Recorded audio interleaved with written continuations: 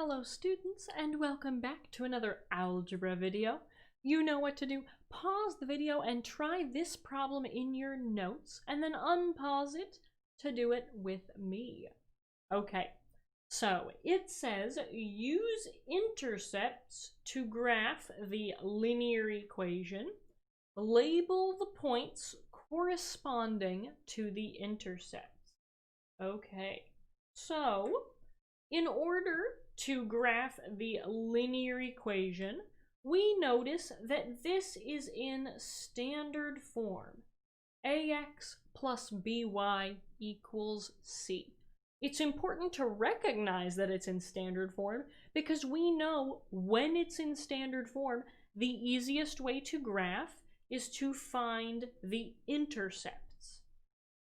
And to find the intercepts, we're going to set x equal to 0, and we're going to set y equal to 0.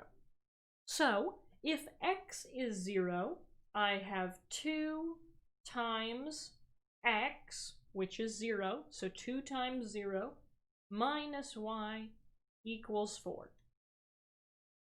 That x equals 0 and y equals 0. Okay, so 2 times 0 is 0. So I'm just left with negative y equals 4. How do I solve for y?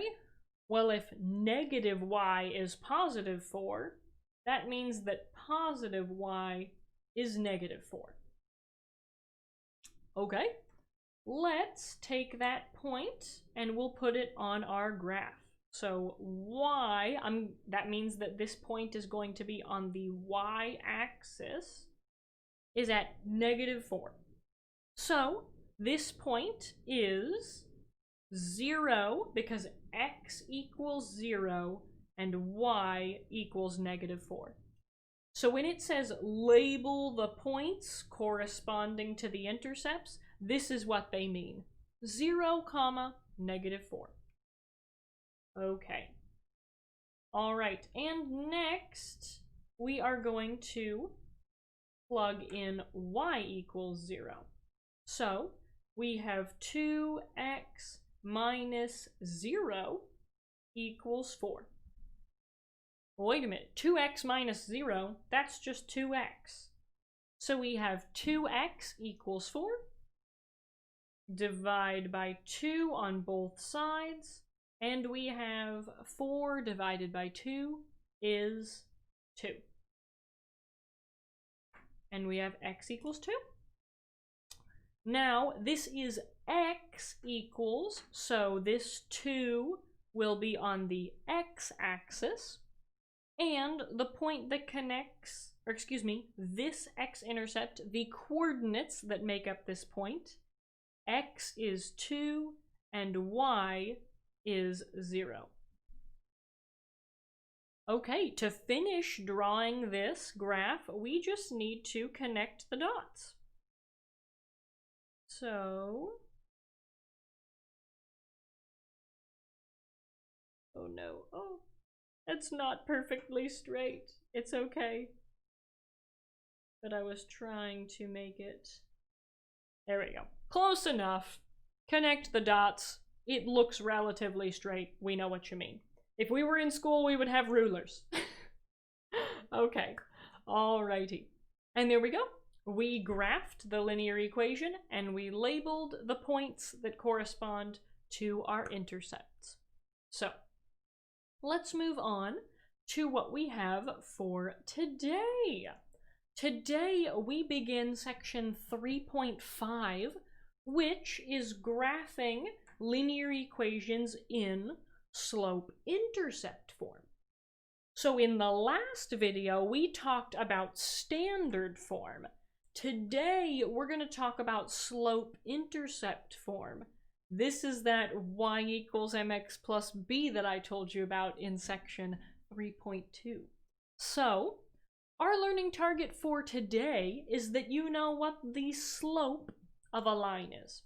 In order to talk about slope-intercept form, we first need to talk about slope. You know what intercepts are. You know what intercepts are.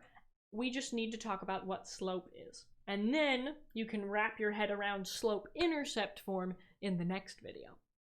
So, your learning target is that you know what the slope of a line is. The success criteria is that you can find the slope from a graph and from a table. Okay, so first we need to talk about what is slope, right? That was the learning target. So, slope is the rate of change between any 2 points on a line. Now, when we say rate of change, that can sound kind of scary. But it's really not. Rate of change is not that bad. When you think of rate of change, you can think of miles per hour. Right? How fast a car is going can be thought of as a rate of change. It's the difference of how many miles you are going over the difference in the time when you started and when you finished. How long were you driving for, and how many miles did you drive? That's a rate of change. So, as one thing changes, how does another thing change? That's what we're talking about when we say rate of change. So, the slope is a rate of change between any 2 points on a line. So, oh my goodness, I dropped my pen. So, we can think of, in this picture, they use these 2 points, but you can pick any 2 points you want. We could have picked these 2 points. We could have picked these 2 points. You can pick any 2 points on a line to find the slope. Okay, so slope is equal to rise over run. Maybe you've heard this before, maybe you haven't, but what they mean when they say rise is when you think of rising, you think of up and down. Well, mostly up. But rise means that we're talking about the y values, right? Because the y-axis goes up and down. So rise means we're talking about the y-axis, and run says rise, this is the y, run is the x, because when we think about running, we're thinking, on the ground. You don't run up in the air, you run on the ground. So we think of the x-axis or side to side when we talk about run. So slope is equal to rise over run. That's a great thing for you to memorize and remember forever.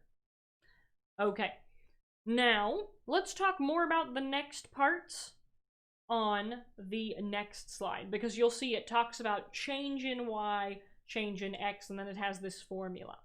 So I think it shows it better this way in this horizontal fashion. So the slope, or m, we like to call slope m in algebra, the slope of a non-vertical line. And we're going to talk more. I mentioned how non-vertical lines, when we talk about linear equations, we're talking about non-vertical lines. And that's because they don't pass the vertical line test. We're also going to talk about how the slopes of vertical lines are weird. We're going to talk more about that in a little bit. But so when we talk about slope, we are talking about a non-vertical line. So not straight up and down. It can be really steep. It can be close to straight up and down, but we cannot have a perfectly vertical line when we talk about slope. So the slope of a non-vertical line passing through 2 points. Now, I want to talk for a second about these little ones and these little twos, because I see a lot of folks in algebra, they go, whoa, whoa, whoa, there's an x1, there's an x2, what is going on? Why are there so many? What is the numbers? Deep breath. Deep breath. because all these numbers mean is we're saying this is point number 1, and this is point number 2. That's all we're saying. We're saying this is point number 1, this is point number 2, and all points have an x and a y. If this is point number 1, we're going to call it x sub 1 and y sub 1. Sub means that we write a little 1 on the bottom right corner. Or you can just call it x1 and y1. If this is point number 2, we're going to talk about x2 and y2. That's all it means, is we're talking about point number 1 and point number 2. Okay. All right, so that's what those subscripts are. The little numbers on the bottom are called subscripts. It just means point number 1 and point number 2. So, we talked about rise being the y values, and we talked about run being x values. Now, if we want to know how much have we risen, or how much are we rising, what we need to do is we need to see what is the difference between this y value number 2, and y value number 1. What is the difference between those? How far have we gone up? And the way that we find how far we've gone up is by taking one of the y's and subtracting it from the other y. So we take y2 minus y1. And when we talk about run, we mentioned that we're talking about the x values, how far we are going side to side. And if I want to know how far I've gone between my first x value and my second x value, well, I'm going to subtract one x value minus the other x value. So, we say that the rise is the change in y, or y2 minus y1.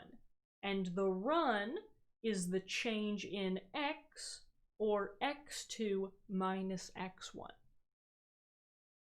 So, another thing that will help you in the examples we're going to do today is when the line rises from left to right.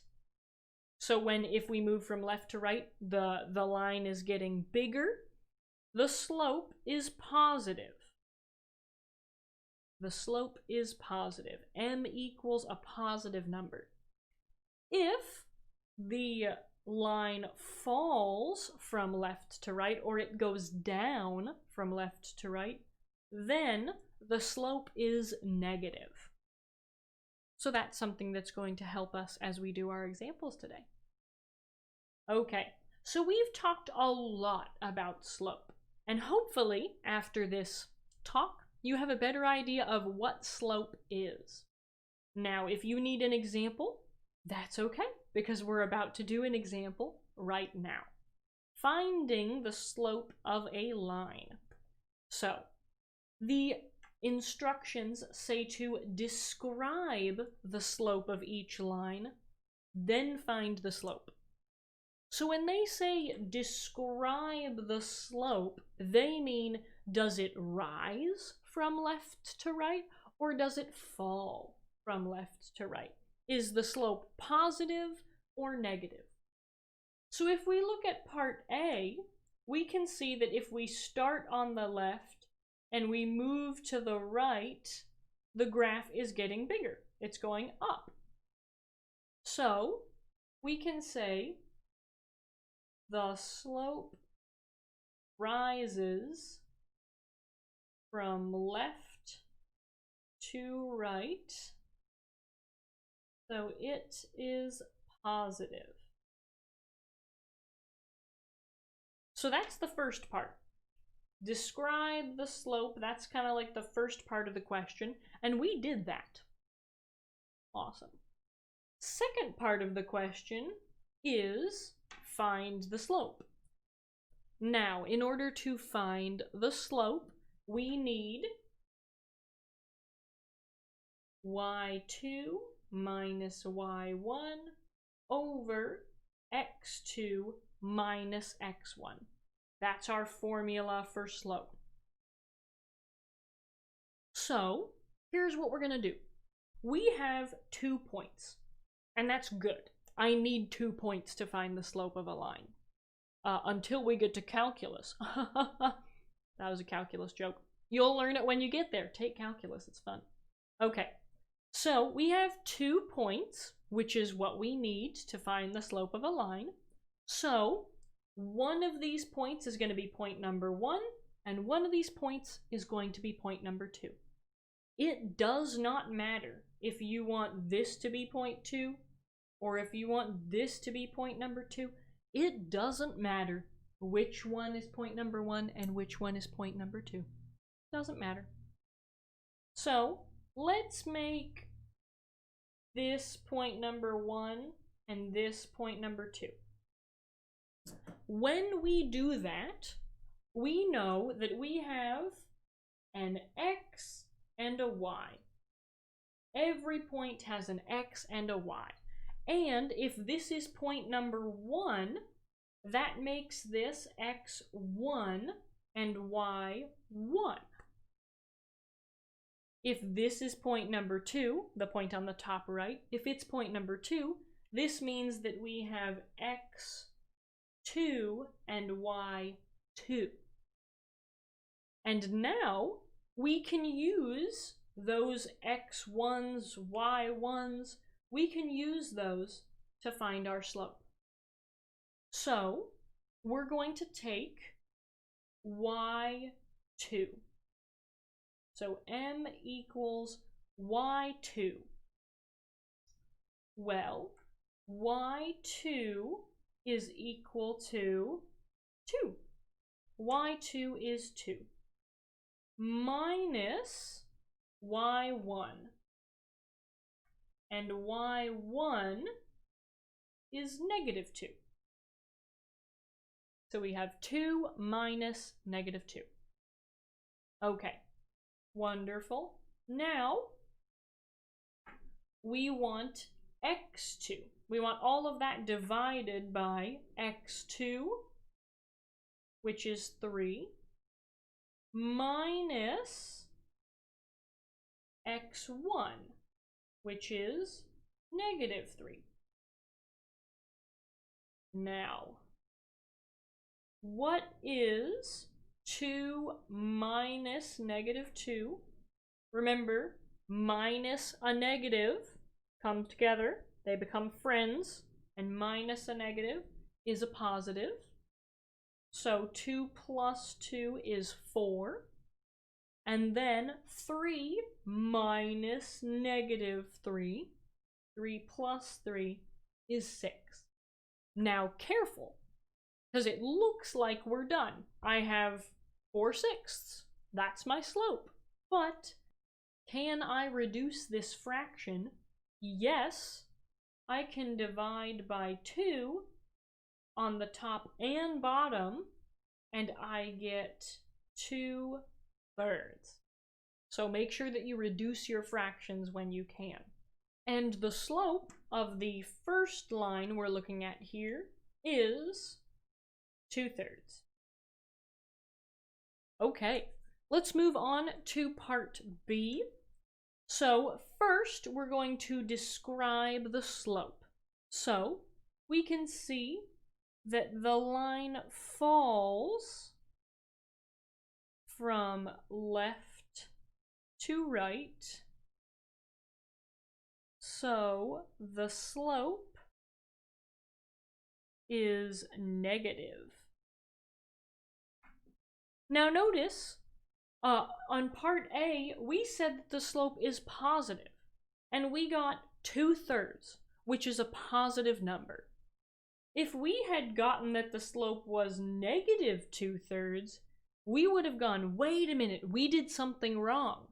The line rises from left to right. The slope needs to be positive. So this is a really good check. Describing the slope is a really good check for, is my slope correct or not? Because we know the slope should be negative. So if I get a positive number in the end, I've done something wrong. I need to check my work. Okay. All right, so we need to pick. We need one point to be point number 1, the other point to be point number 2.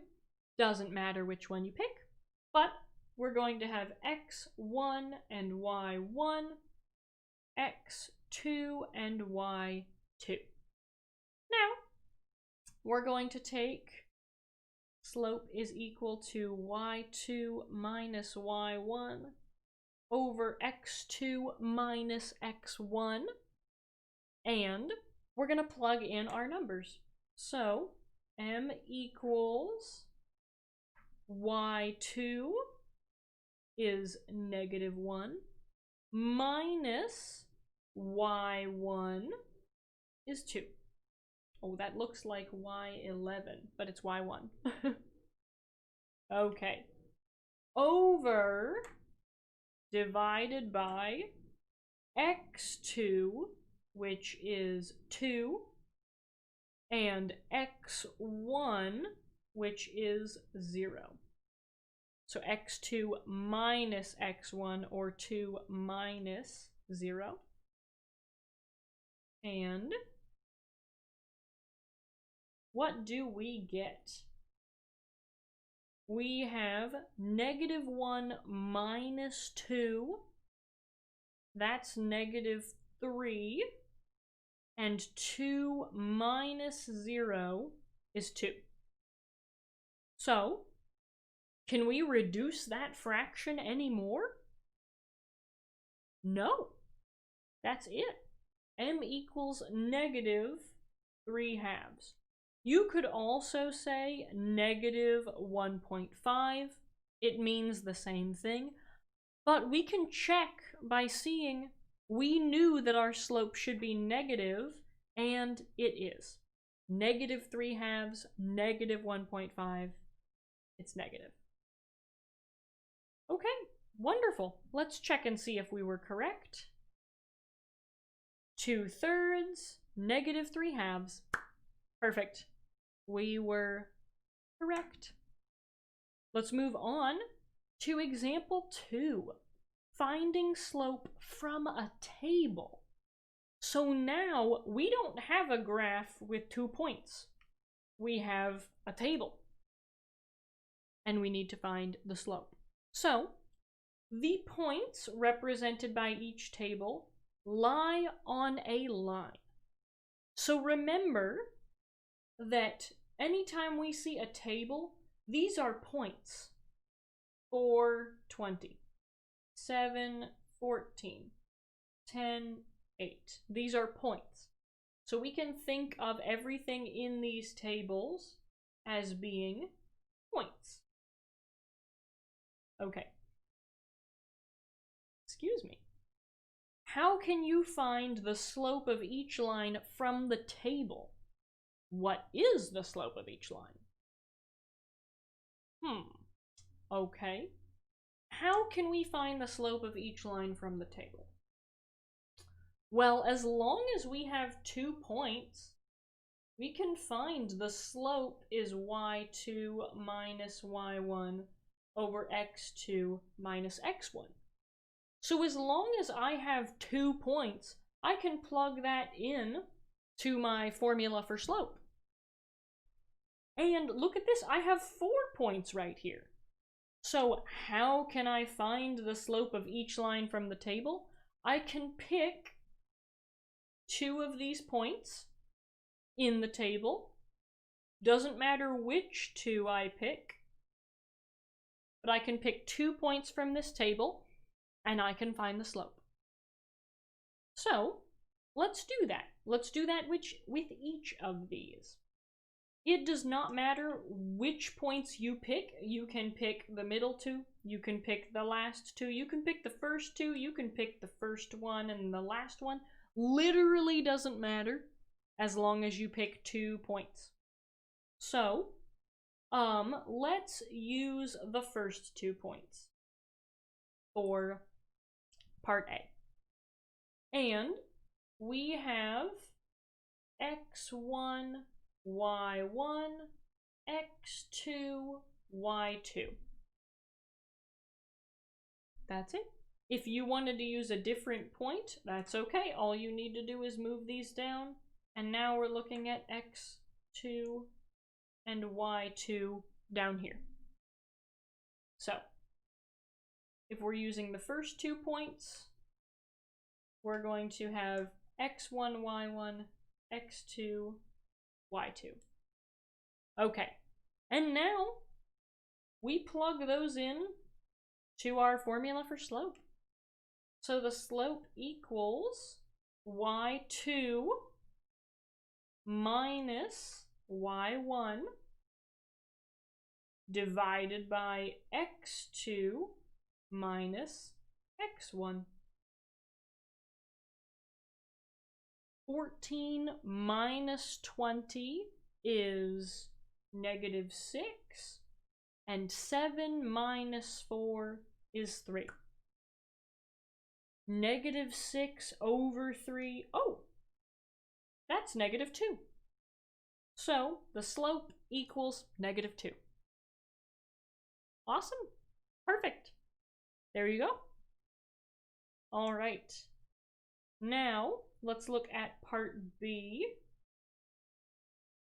We can pick 2 other points that we want. So remember, each of these is a pair of points. So now let's mix it up. We'll do x1, y1, and x2, y2. So we're going to use the second and fourth points because we can. And we have m equals y2 minus y1 over x2 minus x1. Okay, 2 minus 2 is 0, divided by 5 minus 1 is 4. What is 0 divided by 4? Well, 0 divided by anything is 0. So the slope of this line is 0. And if we plotted these points from part B, if we put those points on a graph, you'll see we have -1, 2, 1, 2, 3, 2, 5, 2. You'll see that this is a horizontal line. Any horizontal line has slope 0. So we'll write horizontal line. Any horizontal line has slope 0 because it's not going up at all. You can think of the slope as like, how steep is this line? If the slope is 9, it is super steep. If the slope is like 1/5, oh, we're barely going up. So if the slope is 0, we're not going up at all. We're staying completely flat. Okay, so that's part B. Now let's look at part C. We'll pick x1, y1, x2, y2. Okay, and the slope is equal to y2 minus y1 over x2 minus x1. Okay. 9 minus 6 is 3 divided by -3. Let's see, minus a negative is plus. So -3 plus 3 is 0. Wait a minute. Can I divide by 0? Can I do that? No. I can't divide by 0. This is not possible. This is undefined. Now, watch what happens if we plot these points on a graph. We have -3, -3, -3, 0, -3, 6, -3, 9. Ooh. These are the points of a vertical line. This is why when we talk about linear equations, we're talking about non-vertical lines. When we talk about slope, we're talking about non-vertical lines, because vertical lines have an undefined slope. We can't talk about the slope of a vertical line because we divide by 0, and we're not allowed to divide by 0. The world will explode if you divide by 0. Not possible. Okay, so let's check and see if we were right. We had -2, 0, and an undefined slope. And what did they get? Slope is -2. Slope is 0. The slope is undefined. So they got the same thing that we did. And we were right. Okay. The last thing that we're going to look at is some pictures. And I think that this would be a very helpful thing for you to write in your notes. So if you're not taking notes, now is the time to start. Positive slope means that the line rises from left to right. Negative slope means the line falls from left to right. A slope of 0 means that we have a horizontal line. And an undefined slope means that the line is vertical. So, put these pictures and these words in your notes. I think they are very, very, very helpful. All right, that is all I have for you today. We're going to finish section 3.5 in the next video.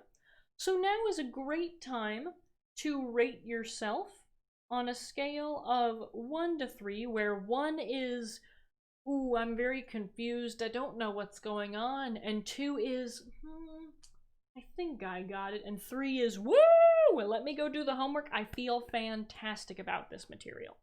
Where are you? Where are you? How do you feel about slope? Do you understand it? Do you have questions? Rate yourself. Rate your understanding of the learning target and the success criteria right now. And these are some practice problems that you can do to practice the skills that you have learned in this video. You'll see we have problems just like example 1 and example 2. Of course, be sure to do the homework that your teacher assigns as well. And as usual, let's end the video with a launch. So today's launch comes from Roald Dahl, and they say, if you have good thoughts, they will shine out of your face like sunbeams, and you will always look lovely.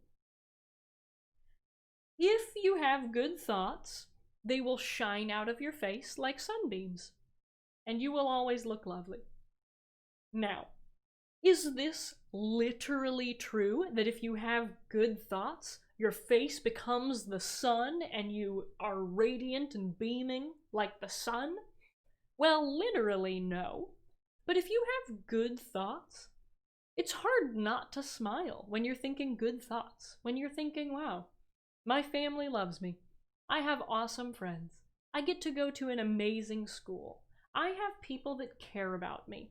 I am beautiful. Like, when you have good thoughts, it's hard not to smile. And when you smile, your face shines like sunbeams. So, the more good thoughts you have, the more cheerful you are, the more brighter your demeanor is. So, if you have good thoughts, you'll look more lovely. Because what looks more lovely? Somebody who's smiling and happy about the day, Or somebody who can't wait to go home and lock themselves in the basement and just play video games all night long. Like, what looks better? What looks more lovely? So, not that life is all about looking lovely, that's for sure. But if you have good thoughts, you're a more cheerful person. Sunbeams dance out of your face and you look lovely. So, the takeaway is have good thoughts. Focus on the good things. Focus on good thoughts that make you want to smile and that make you want to have sunbeams shining out of your face. So, that is my launch for you today.